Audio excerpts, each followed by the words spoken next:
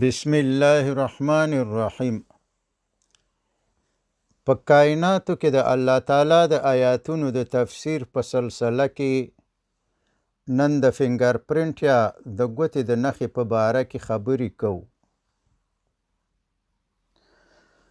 فنگر پرنټ یا د ګوتې نښه د الله تعالی آیات او د خالق د وجود ثبوت دی. تاسو ټول پوهیږئ چې ساینس او ټولو خلکو دا منلې ده چې په دنیا کې د انسان د ټولو نه قوي ایډي یا هویت فنگر پرنټ دی، او دا دومره قوي ایډي ده چې حتی په غبرګونکو یا جوړه یا ټواین ماشومانو کې چې ډي ان اے یو قسم وي خو فنگر پرنټ فرق لري. آیا تاسو په دې فکر کړی دی چې کله چې یو ماشوم تولد شي هغه بالکل د یو مختلف یا یونیک فنگر پرنټ سره دنیا ته راځي؟ د مختلف یا یونیک فنگر پرنټ مطلب دا دی چې د دې ماشوم نه مخکې چې څومره خلک دنیا ته راغلي دي، هغه که په قبرو کې دي او که د ځمکې په مخ ژوندي ګرځي، نو د دې نوي زیږېدلي ماشوم فنگر پرنټ د دې ټولو ژوندیو او مړو انسانانو سره فرق لري. خو ډیره حیرانوونکې او د تعجب خبره خو دا ده چې د دې ماشوم نه وروسته چې څومره انسانان دنیا ته راځي، یعنی هغه چې تر اوسه نه دي زیږېدلي او د دې نه وروسته زیږول کیږي، د هغوی د فنگر پرنټ سره هم فرق لري. یعنی مطلب دا چې ستا د تولد د تاریخ یا ډیټ آف برت نه مخکې چې څومره انسانان دنیا ته راغلي دي او هغه انسانان چې ستا د تولد د تاریخ نه وروسته دنیا ته راځي، نو ستا فنگر پرنټ د دې ټولو نه فرق لري یا مختلف او یونیک دی. یا په بل عبارت تا ته چې کم هویت یا ایډي درکول شوې ده، نو په دې قسم ایډي نه ستا نه مخکې چاته ورکول شوې ده او نه ستا نه وروسته چاته ورکول کیږي. فکر وکئ چې دا کار کیږي څنګه؟ یعنی څنګه دنیا ته د راغلو انسانانو او هغه چې تر اوسه لا دنیا ته راغلي هم نه دي، د دې ټولو فنگر پرنټونه یا د ګوتو نښې معلومیږي او بیا نوي ماشوم ته داسې فنگر پرنټ ورکول کیږي چې د دې ټولو مخکینیو او وروستنیو سره فرق ولري. ساینس خو صرف دومره پوهیږي چې هر انسان مختلف فنگر پرنټ لري او بس، نور د دې نه زیات هیڅ نشي ویلی. داروینیزم او ایټیزم هم دې ته هیڅ جواب نه لري. خو مخکې مه ځئ او په دې ځای کې غور او فکر وکئ، ځکه چې دلته ډیر یو لوی حقیقت ته اشاره ده، او هغه دا ده چې ټولو انسانانو ته دنیا ته د راتلو نه مخکې د مخکې نه بیل بیل فنگر پرنټ یا ایډي ورکول شوې ده، او هر انسان د یو پروګرام او نقشې په اساس په خپل نوبت سره په معلوم وخت او معلوم ځای کې د خپل فنګر پرنټ یا آی ډي سره دنیا ته راځي او د همدې فنګر پرنټ سره په دنیا کې ژوند کوي او د مرګ نه وروسته د قیامت په ورځ د همدې فنګر پرنټ سره د قبرونه راپاڅیږي. قرآن کریم په دې هکله فرمایي د 85 سورت او 3 او 4 نمبر آیاتونه: ایحسب الانسان، آیا انسان دا ګمان کوي ان لن نجمع عظامه، چې مونږ به د هغه هډوکي بیا راجمع نه کړی شو؟ بلا، ولې نه؟ راجمع به کو، ضرور به راجمع کو. قادرین علی ان نسوی بنانه، مونږ خو په دې هم قادر یو چې د ګوتو سرونه یې هم بیرته برابر کړو. یعنی د ګوتو په سرونو کې چې کم خطونه د فنګر پرنټ دپاره په دنیا کې دي، همدا قسم خطونه به الله تعالی کله چې انسان بیا را ژوندی کیږي د ګوتو په سرونو کې ورته برابر او جوړ کړي. یعنی کومه آی ډي یا فنګر پرنټ چې په دنیا کې انسان لري، همدا آی ډي یا فنګر پرنټ به د بیا را ژوندي کېدلو په وخت کې هم وي او د همدې فنګر پرنټ سره به د حشر میدان ته ځي او د همدې فنګر پرنټ سره به د الله تعالی په مبارک حضور کې ودرېږي او د همدې فنګر پرنټ سره به جنت او یا جهنم ته ځي. الله دې مونږ ټول د جهنم نه وساتي. که اوس هم څوک په الله تعالی کې شک کوي، نو بیا د یوازې یو ځای کې کینی او د خپل ځان نه د پوښتنه وکړي چې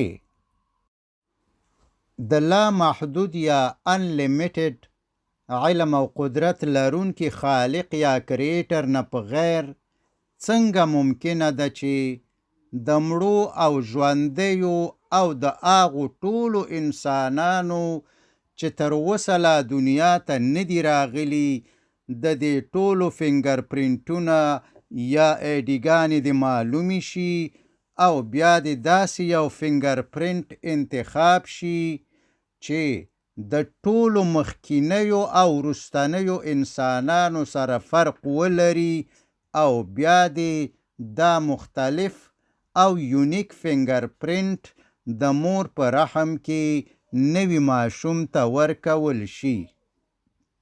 آیا ایولوشن یا ارتقا دا کار کولی شي؟ آیا په خپله دا کار کیږي؟ نه، هیڅکله نه. نو که د همدې سوال د جواب د پیدا کولو کوشش وکړي، انشاءالله چې الله تعالی به ورته هدایت وکړي او خپل خالق یا کریټر به وپیژني. دویم، په لږ مخکې ذکر شوي آیات کې باید فکر وکړي په کم کې چې د فنګر پرنټ ذکر وشو، بلا قادرین علی ان نسوی بنانه. نو په دې کې باید فکر وکړي چې دا مبارک آیات خو 1400 کلونه مخکې نازل شوی دی. حال دا چې فنګر پرنټ خو په 19مې پیړۍ کې ډسکاور یا کشف شوی دی. یعنی د 19مې پیړۍ نه د مخه هیچا فنګر پرنټ نه پیژندلو. نو بیا 1400 کلونه مخکې په قرآن کریم کې د فنګر پرنټ په باره کې معلومات د کمې منبع نه لیکل شوی دی؟ جواب دا دی چې قرآن کریم د الله تعالی کتاب دی او دا معلومات پکې د وحی نه لیکل شوی دی چې په حضرت محمد صلی الله علیه وسلم باندې نازل شوې وه. دریم، په دې کې لږ ښه غور او فکر وکئ. یعنی که ښه غور او فکر وشي، په ښکاره ډول لیدل کېږي چې ساینس الله تعالی مني. ځکه چې ساینس دا مني چې په آینده او راتلونکي وخت کې چې څومره انسانان دنیا ته راځي، د هغوی فنګر پرینټونه یا د ګوتو نښې به نه په خپلو منځونو کې یو قسم وي او نه به په اوسنیو ژوندیو خلکو کې د چا په شان وي. نو د ساینس په واسطه د دې خبرې منل په حقیقت کې د پردې شاته د داسې غیبي نظام منل دي چې چلول د لامحدود یا unlimited علم او قدرت لرونکي خالق یا کریټر نه په غیر ناممکن دي. اگر چې دا غیبي نظام د ټکنالوژي او وسایلو په واسطه لیدل کېږي، خو نه، مګر منل داسې حقیقت دی چې انکار ترې ناممکن دی. ځکه چې د هر شي د منلو دپاره لیدل شرط نه دي او نه د ساینس په واسطه د دې غیبي نظام منل کومه نوې خبره او یا د حیرانتیا خبره ده. ځکه چې عقل هم نه لیدل کېږي، خو ساینس یې مني. ځکه چې د عقل د منلو نه انکار کېږي نه، ولې چې د دنیا دا نظام خو د عقل په واسطه چلیږي. که عقل نه و نو بیا خو به د انسانانو او ځناورو هیڅ فرق نه و. فلهذا که د انسان سترګې او ټکنالوژي یې نه ګوري، خو په انسان کې د فکر وهلو، نوي شیانو جوړولو او د دنیا د نظام چلولو استعداد او صلاحیت دا ثابتوي چې عقل شته دی او انکار کول ترې ناممکن دي.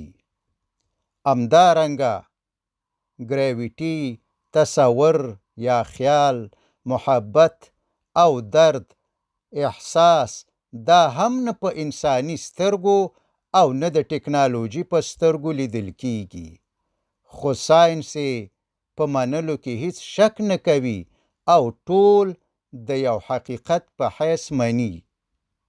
نو همدارنګه د ساینس په واسطه د پردې شاته د داسې یو غیبي نظام منل کوم چې د لای تناهي او لا محدود علم او قدرت والا خالق نه په غیر نه چلیږي، سره د دې چې د انسان او ټکنالوژي سترګې خو یې نشي لیدلی، خو د دې سره سره منلې یو ساینسي حقیقت یا ساینټیفیک فکت دی چې انکار کول ترې ناممکن دي.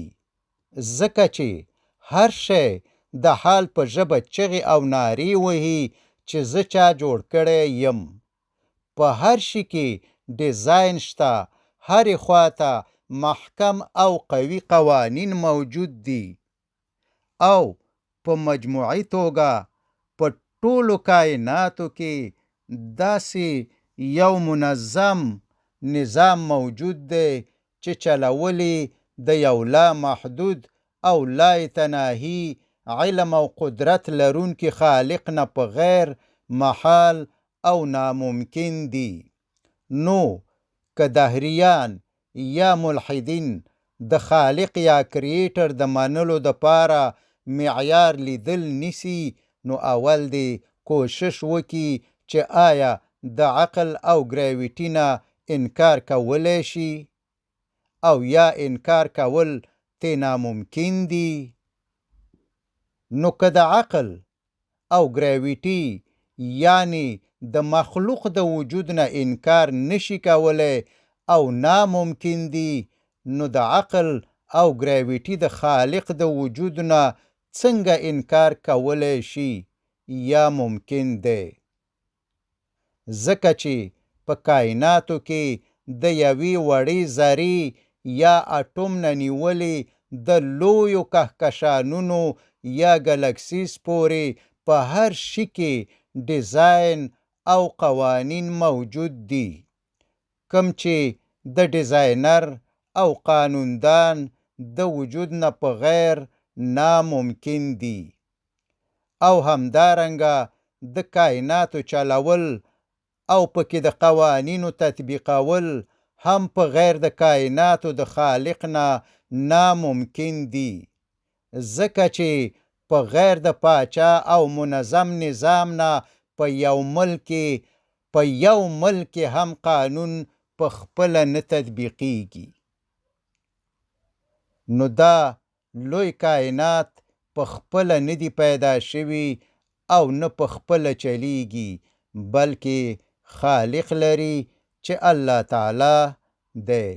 وما علینا الا البلاغ المبین. وصلى الله تعالى على خير خلقه محمد وآله وأصحابه أجمعين.